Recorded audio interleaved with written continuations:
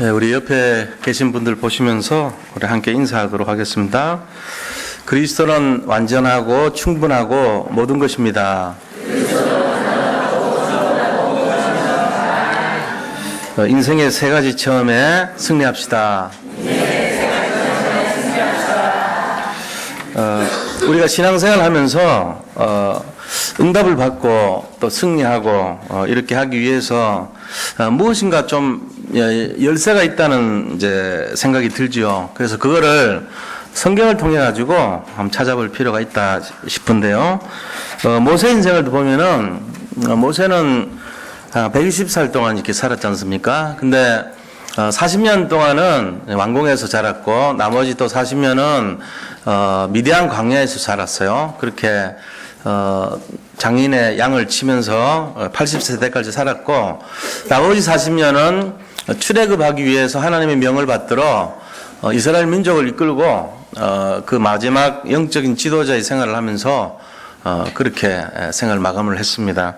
그런데 놀라운 사실은 나이가 들어갈수록 점점점 어떤 면에서는 하나님이 그를 이제 크게 사용하신 것을 볼 수가 있잖아요. 근데 80세 될 때까지 모세 인생을 가만 보면 특징이 하나 있는데 굉장히 무능력하고 무기력한 인생이었다는 거예요. 왕궁에서 나라의 왕족으로서 자랐기 때문에 풍성함이 뭐 아무것도 필요한 것이 없을 정도로 풍족한 인생을 살았죠. 그럼에도 불구하고 또 헤스페리오 제국대학이라고 하는 그 시대의 가장 우수한 학교에 다녔으면서 모든 교육을 받았다는 것이죠. 그럼에도 불구하고 왕족으로 또 모든 교육을 받고 또 모든 갖출 것을 다 갖췄음에도 불구하고 그는 자기 힘으로 뭔가를 해보려고 했을 때 최고의 실패자가 됐어요. 그게 뭐냐면은 이제 살인자가 된 거죠.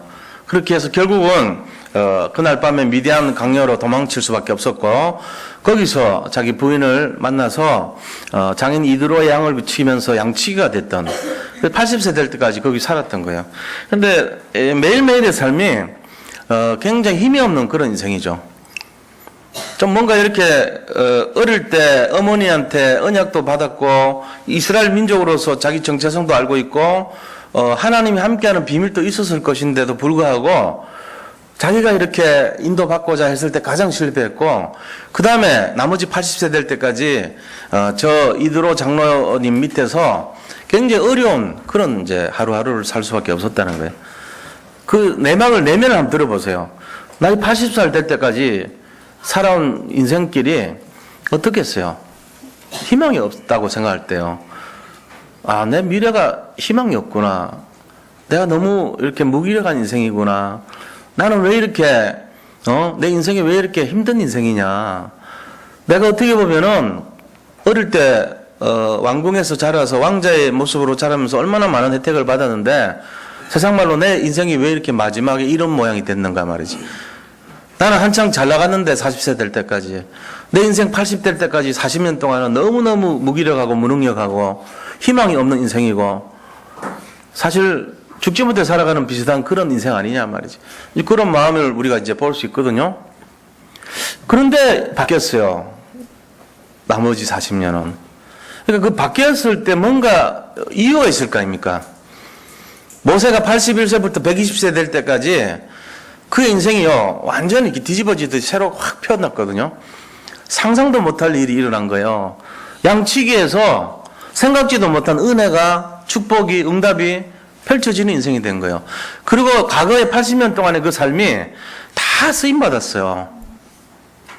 오히려 그것이 회복된 것처럼요. 마치 하나님께서 왕궁에서 삶을 준비하시기라도 한 것처럼 자기 인생에 있어가지고 법이 말이죠. 남자로 태어난 아이들은 무조건 죽여라고 만든 법에 있을 당시에 태어났는데 그 법이 없었더라면 어떻게 될 뻔했어요. 만약에 그 법이 없었더라면 어머니 손에서 커서 이스라엘의 유능한 노예가 됐을 거예요. 신체 건강한 노예가 됐겠죠. 그렇죠. 벽돌 잘 굽고 칭찬받은 노예. 고기 많이 얻어먹고 거기 있는 이스라엘에 있는 사람들로부터 칭찬받는 이스라엘 민족들이 볼 때, 모세 말이지, 사람은 괜찮다 말이지. 이래 자기가 남을 배려할 줄 알고, 그 사람은 괜찮다. 인간성 좋아. 이러면서 그렇게 살았겠죠. 근데 하나님이 그 법을 만들어가지고요. 사실 그 법을 누가 만들었어요? 하나님은 뭘 하는 분이 아닙니다. 어떻게 보면은. 하나님께서요, 우리에게 주시는 유일한 불행이요, 사람을 죽이고 그런 법이 없어요. 하나님 그렇게 못해요. 그럼 하나님이 우리에게 어려움을 주는 방법은 뭐냐면요, 이거 알아야 됩니다. 마귀가 우리를 죽이려고 멸망시키려고 그래요. 마귀는 항상 멸망시키고 죽이고 도둑질 하려고 그래요. 그때 하나님이 가만 놔둬 버리는 거예요, 그거를. 그게 하나님이 하는 유일한 방식이에요. 하나님이 일부러 저 사람을 죽이고 멸망시키고 그렇게 하지 않아요, 하나님은. 하나님 하시는 거는 복 주고 응답 주고 생명 주는 것밖에 몰라요. 그러니까 하나님이 하시는 유일한 길들이는 방법은 마귀가 역사하는 걸 그냥 가만 바라보고 있는 거예요. 그래, 마귀 그래 한번 해봐. 가만 놔두는 거예요, 그냥. 그게 하나님이 하시는 최악의 방법인 거예요, 단지. 그렇게 할 수밖에 없어요. 하나님은 그런 일을 못 하시는 분이시기 때문에요. 그 전부는 마귀가 하는 거거든요. 마귀가 우리를 멸망시키고 어려움 당하게 합니다.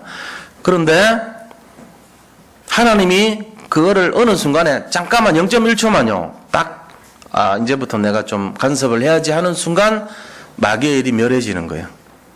그때부터 재앙이 꺾이기 시작하는 거예요. 하나님이 가시기만 하면 돼요, 거기에. 그거 가셔가지고, 야, 이 아이는 내 사람이니까 손대지 마. 도장을 팍 찍어주면 끝나요. 그걸 인치심이라 그래요.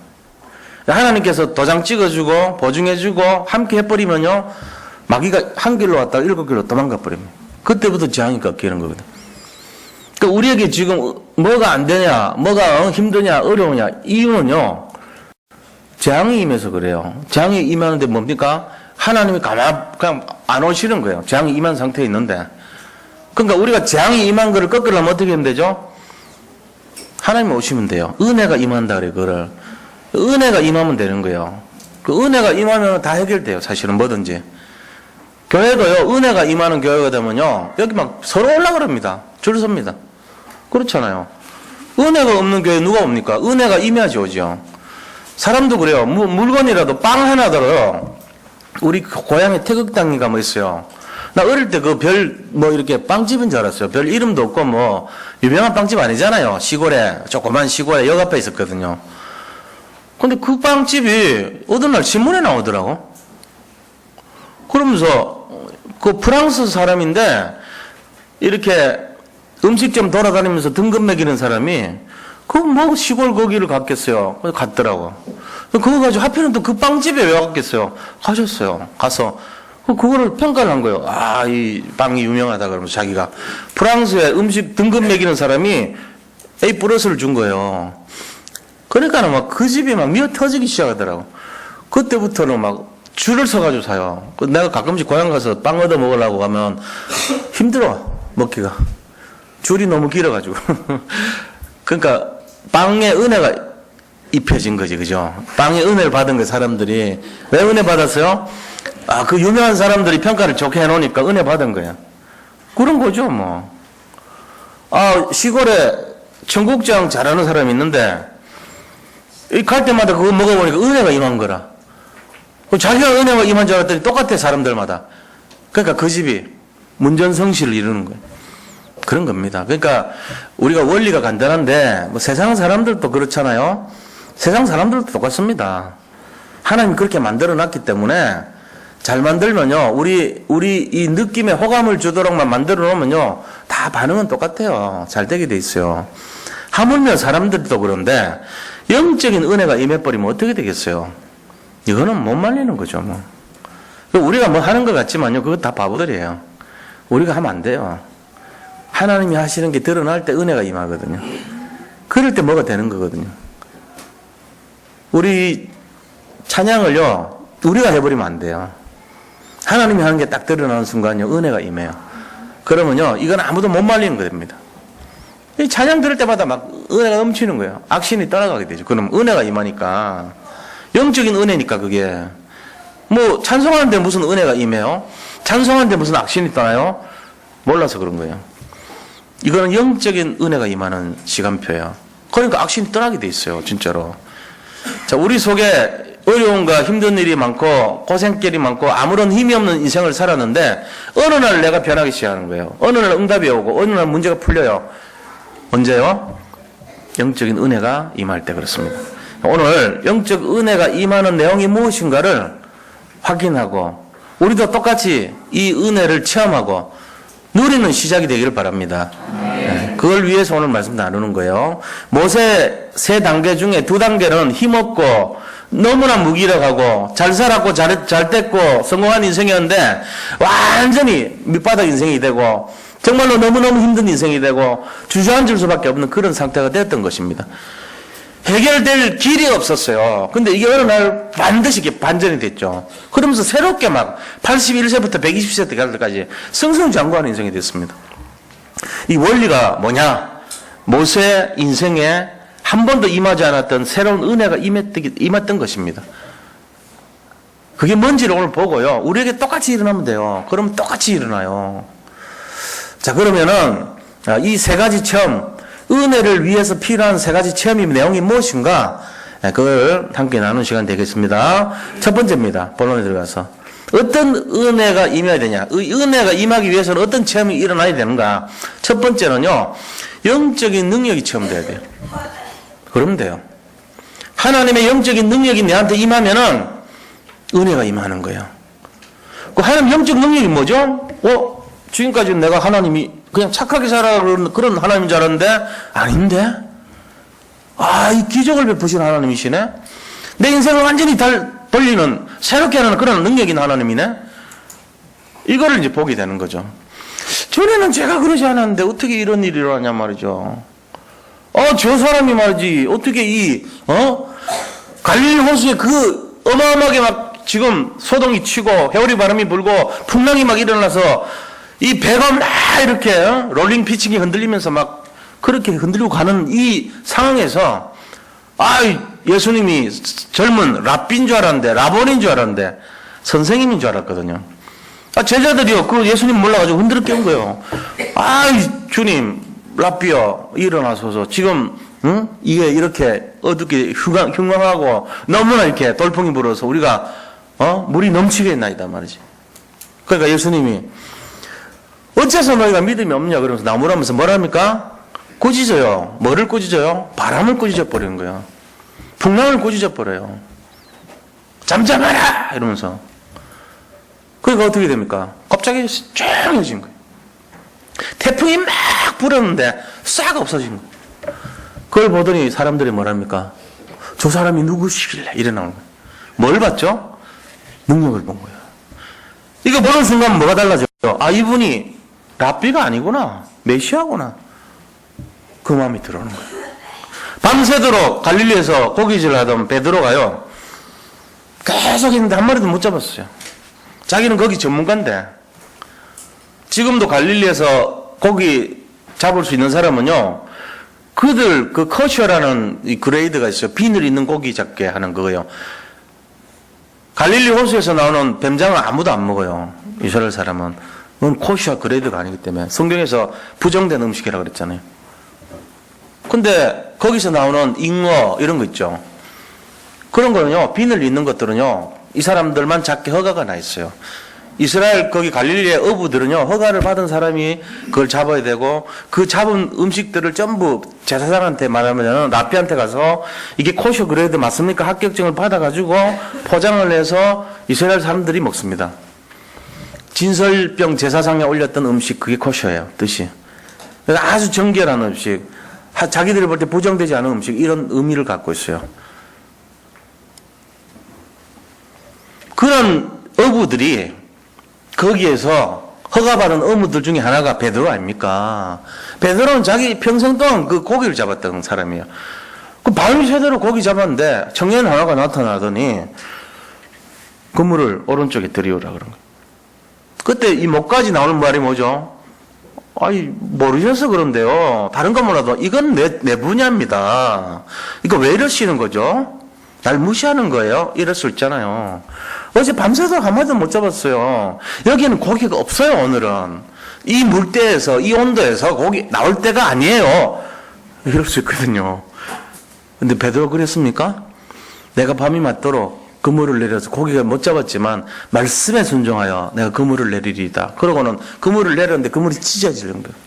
이웃에 있는 그 배를 불러가지고 두 배가 가라앉을 정도로 가득하였더라. 그러니까 베드로 반응이 어떻게 됐습니까?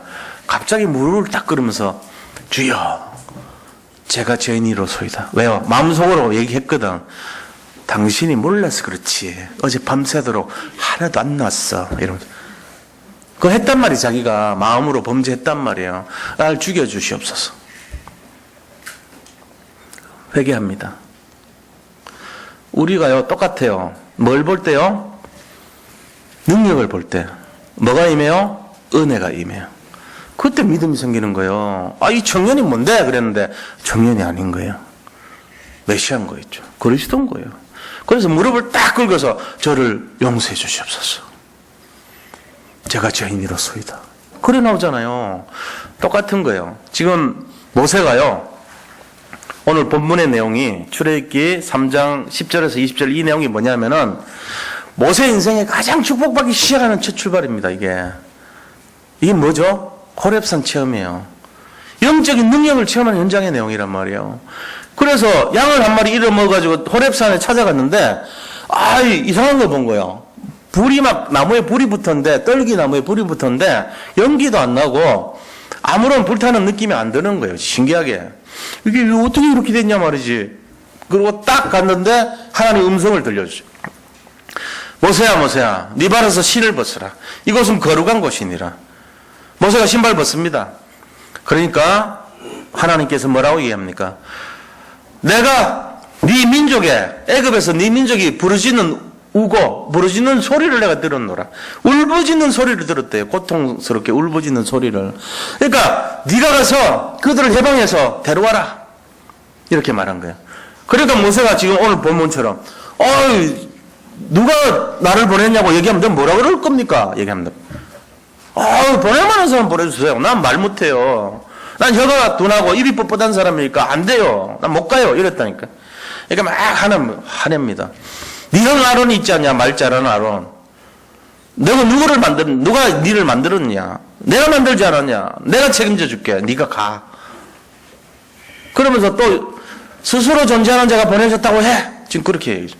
더 이상 높은 분이 없기 때문에 내가 보냈다는 이 여호와라는 뜻은요. 스스로 존재하는 자 이런 뜻이에요. 그래서 이 이름을 망령되이 부르지도 못했어요. 이스라엘 사람들은. 너무 높기 때문에. 그래서 이름을 적기는 예으아흐 이렇게 적어놓고요. 여러 가지로 해석이 돼요. 이때 이걸 뭐라고 불렀을까? 한 번도 안 불렀어요. 지금까지.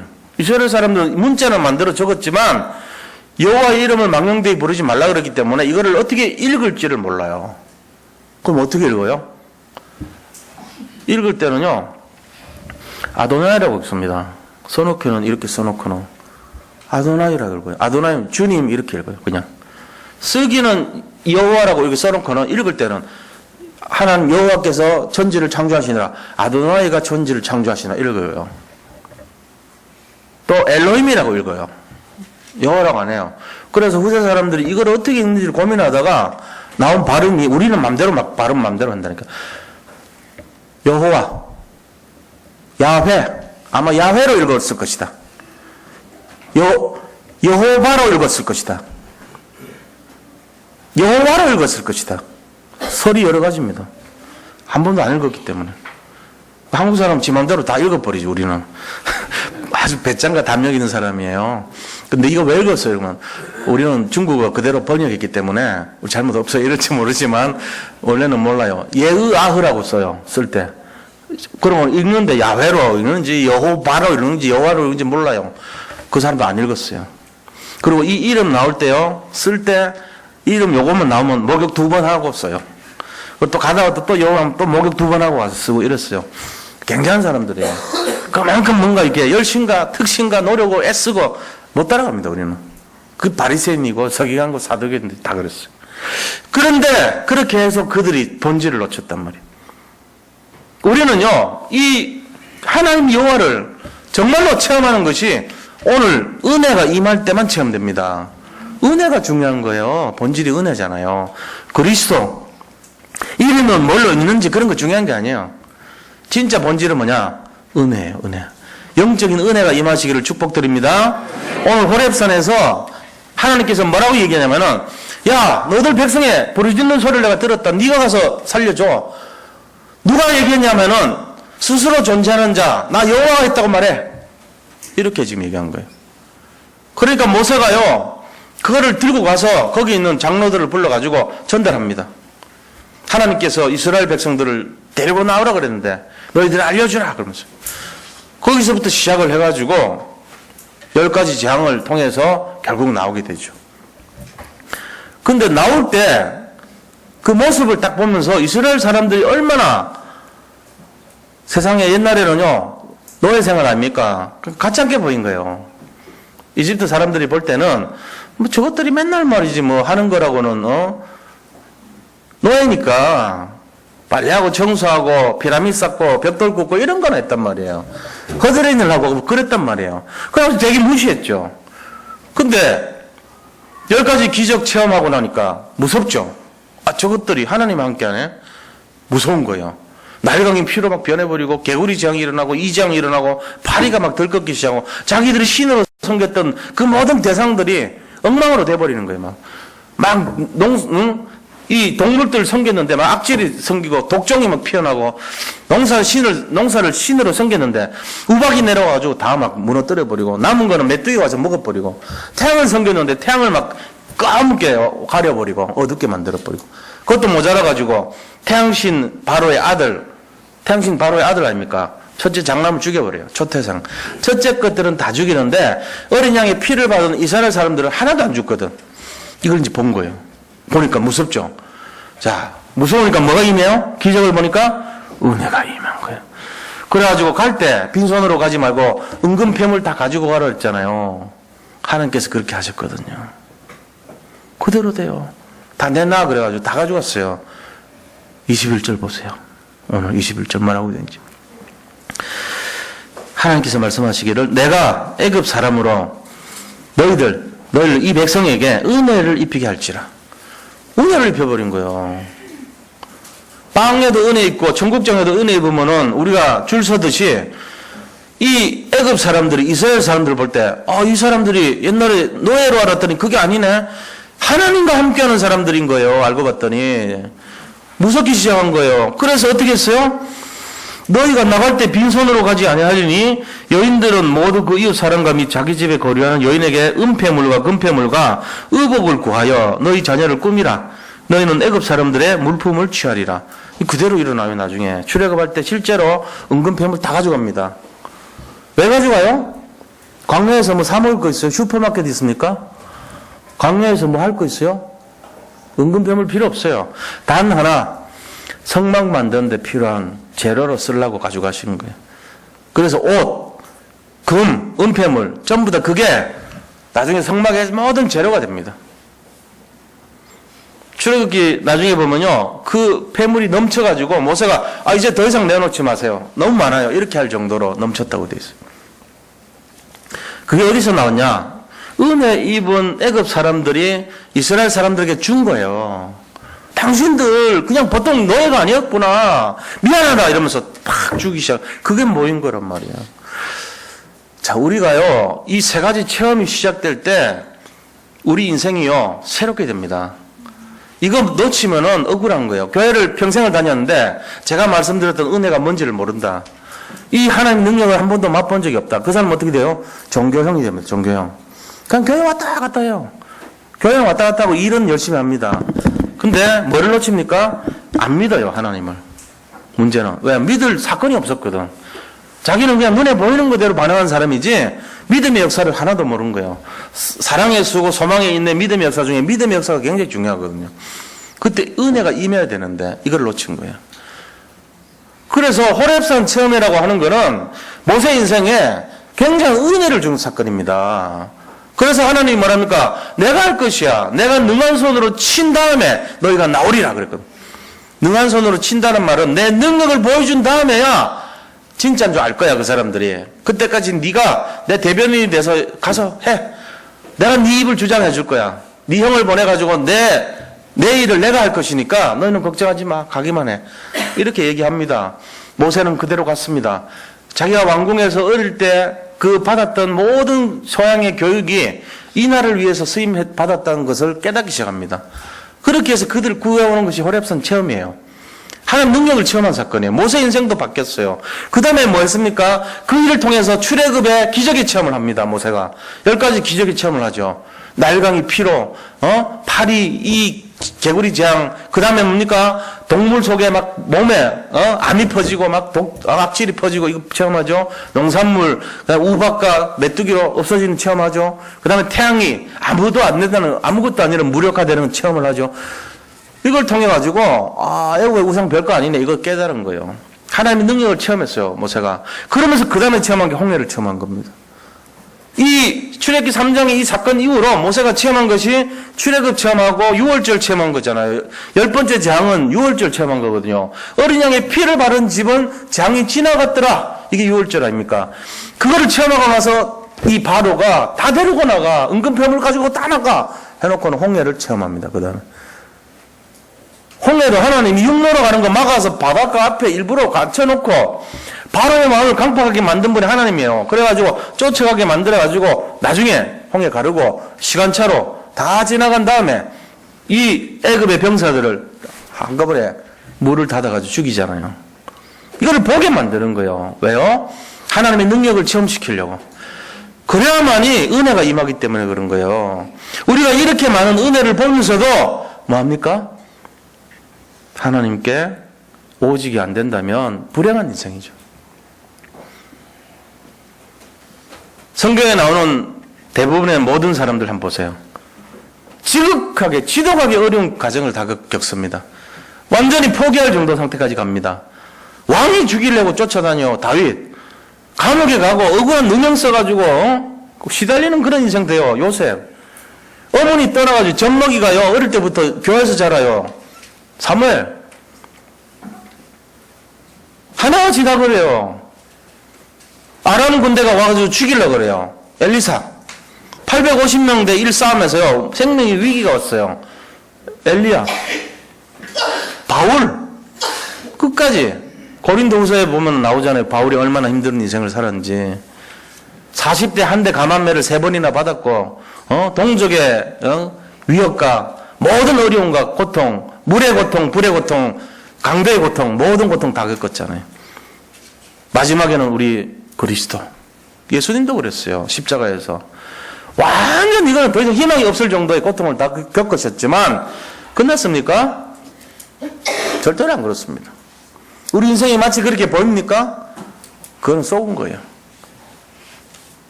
은혜가 임하지 않으면은 가장 불행한 인생이에요. 교회를 왔는데 은혜를 놓쳤다. 그 사람은 뭐 하자는 겁니까, 도대체? 교회를 왔는데 은혜를 놓친 인생이에요. 여기는요, 아무것도 상관 필요 없어요. 애쓰지 말고 노력하지 않아도 관계없습니다. 뭔가 이렇게 열심으로, 특심으로 안 해도 관계없어요. 단 하나, 그것 뺏기면 안 돼요. 뭐죠? 믿음도 아니에요. 은혜입니다. 은혜를 뺏기지 마시기 바랍니다. 그래야만이 믿음이 생겨요. 믿음 이전에 은혜가 임해야 돼요. 우리가 어떤 일을 하기 전에 은혜로 하지 않으면요, 전부 짐이 됩니다. 은혜가 임하지 않고 하는 모든 것은요, 모든 직분은요, 전부 의무상입니다. 종교형 인간들이 하는 짓이에요. 그럼 뭐 그렇게 해서 뭐 할 건데요? 하나님 기쁨으로 안 받아요, 절대로. 은혜가 임한 상태에서 아무리 낮은 직분이라도, 조그만 일이라도 하나님 영광을 받으시는 겁니다. 저는 우리 교회 장로님들 보고 많이 은혜 받습니다. 제가 은혜 받습니다. 장로님들 안 계시면 교회가 안 들어갑니다. 예를 들면 그래요. 성도님들도 다 알아요. 얼마나 헌신하고 애쓰시는지. 중요한 일이 있을 때 다 나서서 하신다면. 우리 안수집 사님들, 권사님들 마찬가지입니다. 중직자분들이 요번에도 그랬어요. 이사할 때 힘을 다 합치는 거 보고 저는 놀랐어요. 아, 이런 분들이 귀하다, 진짜. 은혜가 없이 그렇게 될 리가 없습니다. 아무리 제가 여기서 미사여구를 말하려고 뭐를 강조한다고 듣습니까? 은혜가 임하지 않으면요, 안 되게 돼 있어요. 그래서 저는요, 여기 계신 분들 단 한 분이라도 쓸데없이 한다는 분들 없다고 저는 확신합니다. 은혜로 여기 앉아있는 줄 믿습니다. 그게 회복돼야 돼요. 그러니까 혹시라도 은혜가 내가 없어진다 싶으면 내 영혼이 메말라 가는구나, 내가 죽어가는구나, 내 모든 삶의 규모가 허물어지는구나 이래 하시면 돼요. 은혜가 회복됐다. 그 사람은 살아나기 시작합니다. 은혜가 회복되면은 재앙이 꺾입니다. 은혜가 회복되면은 축복이 임하게 되어 있습니다. 은혜가 임하기 시작하면요, 모든 것이 열매를 맺는 특징을 갖고 있습니다. 은혜를 놓치지 마시기를 축복합니다. 네, 이게 이제 모세에게 임했던 거예요. 80세 된 모세가 살아난 이유가 뭐냐? 하나님의 은혜가 임하기 시작한 거예요. 호렙산 체험, 출애굽 체험, 홍해 체험을 하면서 이게 딱 일어났던 거예요. 오늘 출애굽기 3장은 이 바로 호렙산 체험의 과정을 딱 보여준 거 아닙니까? 네가 가서 데려와. 내가 누구가 데려와라 그랬습니까? 그러니까 스스로 존재한 자가 데려와라 그랬대. 그게 오늘 본문이에요. 호렙산 체험한 거예요. 이게 시작이었습니다. 무기력하고 나약하고 연약한 모세가 죽을 것 같은 인생 아닙니까? 80세 될 때까지. 그 노인네가 뭐 할 게 있어요? 근데 하나님 불러가지고 야, 출애굽하는 역사를 네가 해. 제가 어떻게 해요? 말도 못하는데 무조건 들어! 해가지고 딱 은혜 주신 거예요. 그러고 완전히 멋진 인생으로 바꿨습니다. 자, 큰 두 번째입니다. 무엇이 우리의 은혜를 임하게 하는 두 번째 요소가 어떤 것입니까? 가만 보세요. 이거 진짜입니다. 이게 기준이 돼야 돼요. 영적 사실을 체험하셔야 됩니다. 영적 사실을 안 믿어요. 교회를 다니면서. 세상적인 사실은 잘 믿는데 영적 사실을 안 믿어, 사람들이. 그러니까 안 되는 거예요. 이 영적 사실을 체험해야 돼요. 영적 사실을 체험하려면 어떻게 해야 되죠? 그리스도가 어떤 분인가를 알고 그걸 누리면 되죠. 그리스도를 누려야 돼요. 내 속에 그리스도가 체험되고 그리스도가 누려지면 되죠. 그래서 새 절기를 체험하셔야 됩니다. 성령 충만 하나님의 나라 그리스도. 이 그리스도 체험이 6월절입니까? 양의 피를 바른 날 모든 재앙 꺾겠습니다. 그리고 하나님이 주의 성령으로 강림하신 오순절날 주의 성령의 역사는 성령 체험을 하는 거예요. 그러면서 뭐합니까?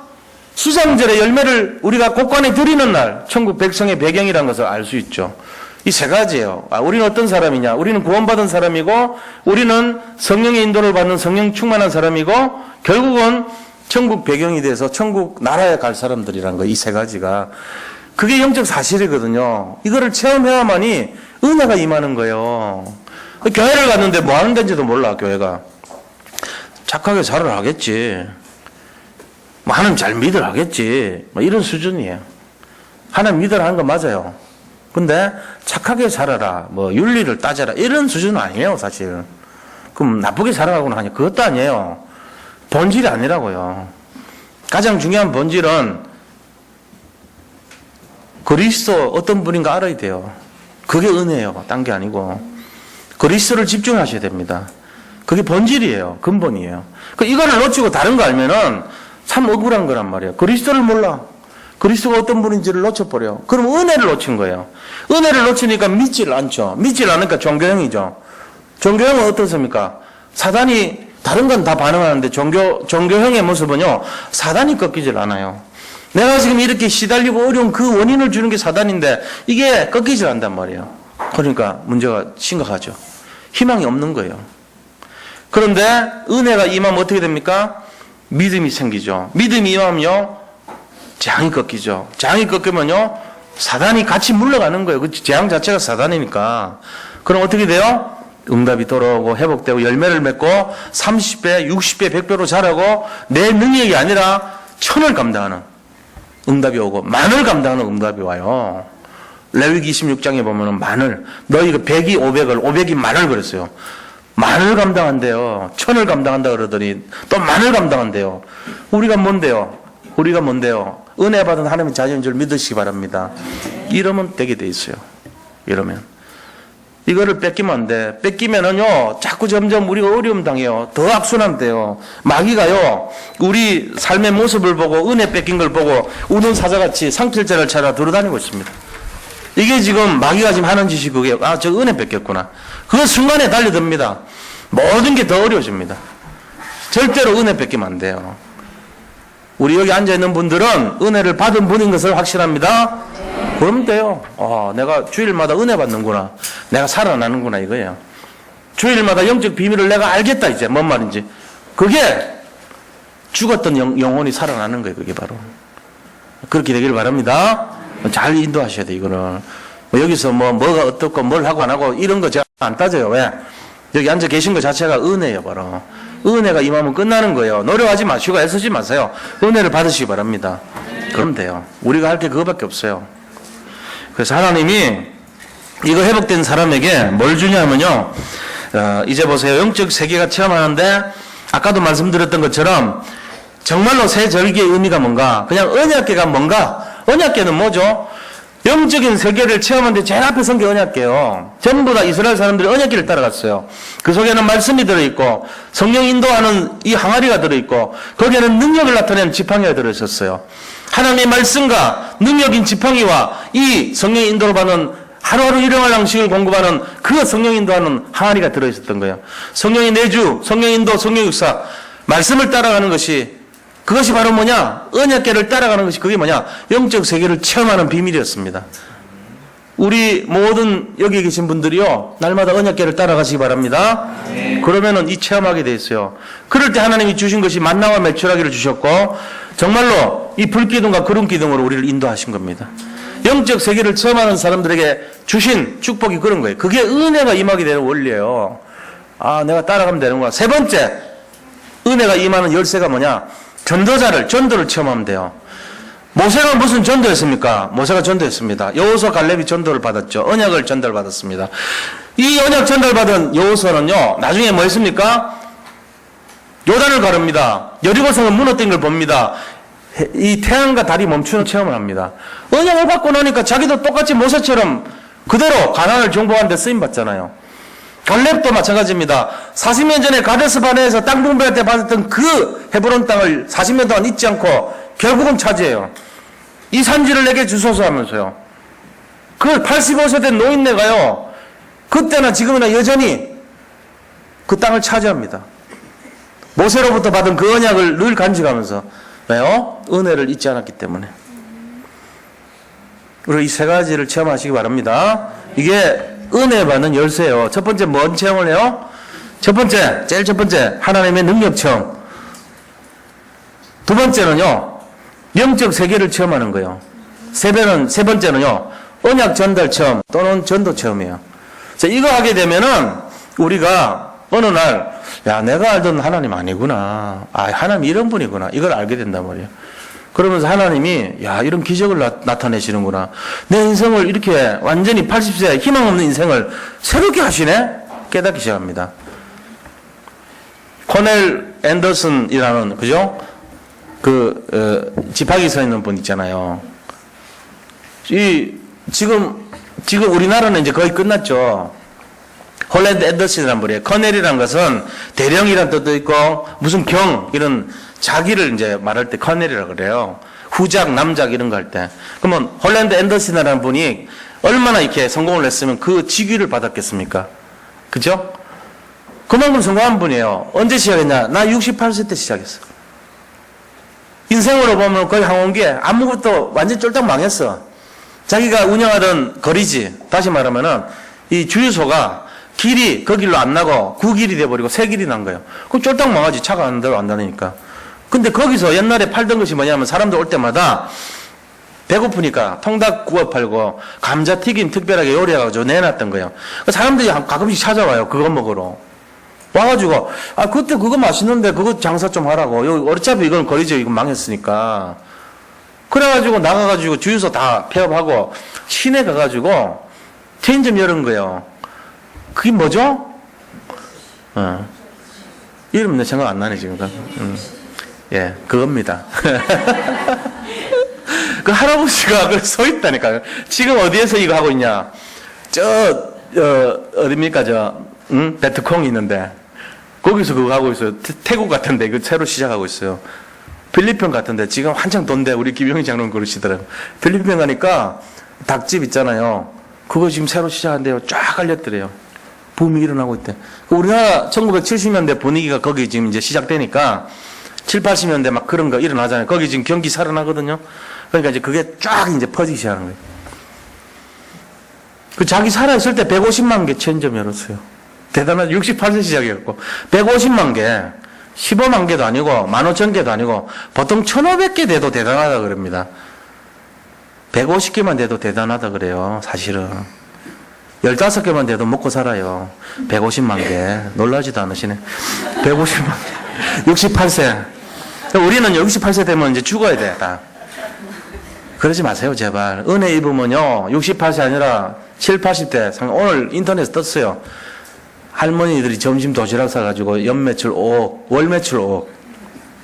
할머니들이, 요즘 솜씨 좋은 할머니 보이는데 몇 분? 도시락 체인점 해가지고 그거 파가지고 셰프, 할머니 셰프 나왔더라고. 5억. 1년에 5억이다, 1년에 5억. 예, 1년에 연 매출 5억이에요. 그러니까, 대단하지 않습니까? 왜 우리가 인생 다 살았다고 포기합니까? 지금 걸려있는 문제가 다 끝입니까? 천만의 말씀이에요.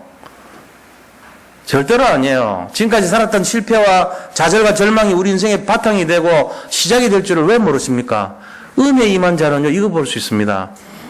우리가요, 모든 걸 못하겠다고 내려오는 그 순간에 하나님 역사한 걸 왜 모르세요? 시작이에요. 근데 우리 마음속에는 안 돼. 은혜 뺏겼는 걸 모르고. 은혜가 안 되는 거지. 그 사람 능력이 안 되는 거 아니에요. 하나님의 사람은요, 하나님 손에 잡힌 거지, 우리가 하는 게 아니에요. 처음부터 우리가 할 수 없어요. 주신 이도 하나님이시고, 빼앗아간 이도 하나님이세요. 어떻게 보면. 하나님께 맡기시기 바랍니다. 은혜를 회복하시면 모든 것을 할 수 있습니다.